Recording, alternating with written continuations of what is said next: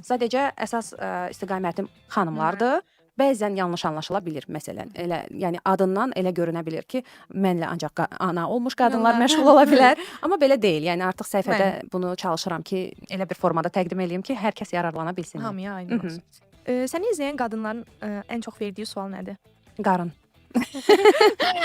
Qarın. Ən çox qarındır. Yəni deyərdim ki, %85, %90 qarındır. Çünki yenə bu gedir, dayanır, deyir, arıqam ancaq qarnım var. Nə bilim, və belə bir oturuşmuş düşüncələr də var ki, tutalım, müəyyən bir yaşdan sonra arıqlamaq mümkün deyil. Metabolizma zəifləyir.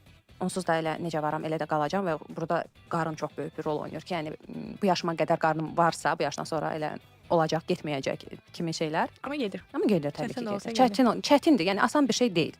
Mən deməzdim ki, 2-2-dir. Sadəcə olaraq mütləq doğru bir motivasiyanı vermək lazımdır ki, bir başlanğıc nöqtəsi olmalıdır ki, biraz belə-belə eləməyə başla, daha sonrasını artıq gətirəcək.